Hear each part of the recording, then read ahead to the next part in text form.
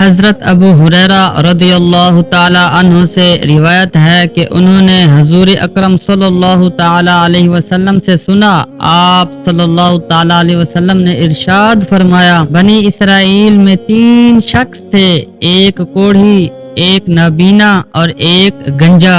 اللہ تعالیٰ نے ان تینوں بندوں کا امتحان لینا چاہا، چنانچہ اللہ تبارک و تعالیٰ نے ان کے پاس ایک فرشتہ بھیجا۔ فرشتہ پہلے کوڑھی کے پاس آیا اور اس سے پوچھا کہ تمہیں سب سے زیادہ کیا چیز پسند ہے؟ اس کوڑھی نے جواب دیا کہ اچھا رنگ اور اچھی جلد، کیونکہ کوڑھی ہونے کی وجہ سے مجھ سے لوگ نفرت کرتے ہیں۔ فرشتہ نے اس پر اپنا ہاتھ پھیرا تو اللہ کے حکم سے اس کی بیماری جاتی رہی اور اس کا رنگ بھی خوبصورت ہو گیا اور جلد بھی اچھی ہو گئی۔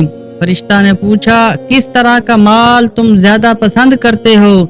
اس نے کہا کہ اونٹ، چنانچہ اسے حاملہ اونٹنی عطا کی گئی اور کہا گیا کہ اللہ تعالیٰ تمہیں اس میں برکت دے گا۔ پھر فرشتہ گنجے کے پاس گیا اور اس سے پوچھا کہ تمہیں کیا چیز پسند ہے؟ اس نے کہا کہ عمدہ بال، تاکہ میرا موجودہ عیب ختم ہو جائے، کیونکہ لوگ اس کی وجہ سے مجھے پسند نہیں کرتے ہیں۔ فرشتے نے اس کے سر پر ہاتھ پھیرا اور اس کا عیب اللہ کے حکم سے جاتا رہا اور اس کی بجائے عمدہ بال آ گئے۔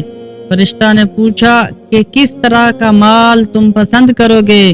اس نے کہا کہ گائے۔ فرشتہ نے اسے حاملہ گائے دے دی اور کہا کہ اللہ تعالیٰ تمہیں اس میں برکت دے گا۔ پھر فرشتہ تیسرے شخص اندھے کے پاس گیا اور کہا کہ تمہیں کیا چیز پسند ہے؟ اندھے شخص نے کہا، اللہ تعالیٰ مجھے بصارت دے دے تاکہ میں لوگوں کو دیکھ سکوں۔ فرشتہ نے ہاتھ پھیرا اور اللہ تعالیٰ نے اس کی بینائی واپس کر دی۔ فرشتہ نے پوچھا کہ کس طرح کا مال تم پسند کرو گے؟ اس نے کہا کہ بکریاں۔ فرشتہ نے اسے حاملہ بکری دے دی۔ تینوں جانوروں کے بچے پیدا ہوئے اور کچھ عرصہ میں اتنی برکت ہوئی کہ کوڑھی کے اونٹوں سے اس کی وادی بھر گئی، گنجے کے گائے بیل سے اس کی وادی بھر گئی اور اندھے کی بکریوں سے اس کی وادی بھر گئی۔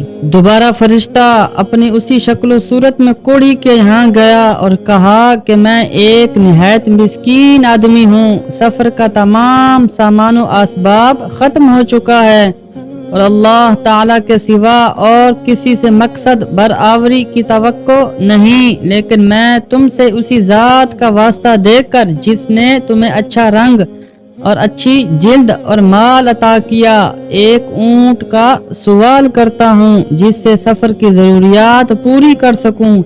اس نے فرشتہ سے کہا کہ حقوق اور بہت سے ہیں، تمہارے لیے گنجائش نہیں۔ فرشتہ نے کہا، غالباً میں تمہیں پہچانتا ہوں، کیا تمہیں کوڑھ کی بیماری نہیں تھی جس کی وجہ سے لوگ تم سے نفرت کیا کرتے تھے؟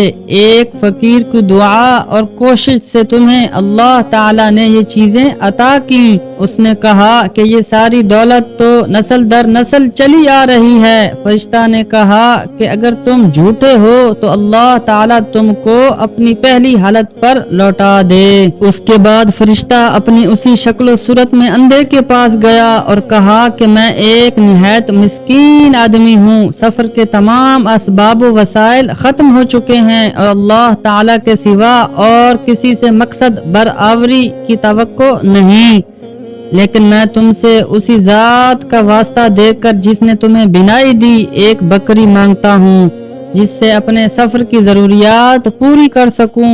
اندھے نے جواب دیا کہ واقعی میں اندھا تھا اور اللہ تعالیٰ نے مجھے بینائی عطا فرمائی، اور واقعی میں فقیر و مفلس تھا اور اللہ تعالیٰ نے مجھے مالدار بنایا۔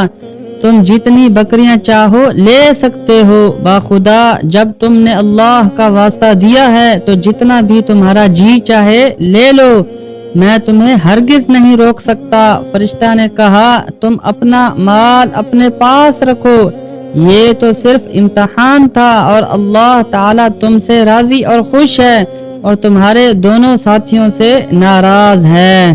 کوڑھی اور گنجے نے جھوٹ بولا جس سے وہ دونوں جہاں میں ناکام ہوئے، لیکن اندھا سچ بولنے کی وجہ سے دونوں جہاں میں کامیاب و کامران ہوا۔ اس لیے ہمیں جھوٹ نہیں بولنا چاہیے۔ اللہ تعالیٰ اپنے پاک کلام میں فرماتا ہے، اللہ تعالیٰ ان لوگوں کو راہ نہیں دکھاتے جو اسراف کرنے والے ہیں اور جھوٹے ہیں۔ جھوٹ کے نتائج سخت مہلک اور خطرناک ہیں، اسی لیے آپ صلی اللہ تعالیٰ علیہ وسلم کی سخت وعید ہے۔ حضرت عبداللہ بن مسعود رضی اللہ تعالیٰ عنہ سے مروی ہے کہ آپ صلی اللہ تعالیٰ علیہ وسلم نے فرمایا، سچائی کو لازم پکڑو کیونکہ سچ نیکی کی راہ دکھاتا ہے اور نیکی جنت کی طرف لے جاتی ہے، اور آدمی یکساں طور پر سچ کہتا ہے اور سچائی کی کوشش میں رہتا ہے یہاں تک کہ اللہ کی نظر میں اس کا نام سچوں میں لکھ دیا جاتا ہے۔ اور جھوٹ سے بچے رہو، اس لیے کہ جھوٹ گناہ اور فجور ہے،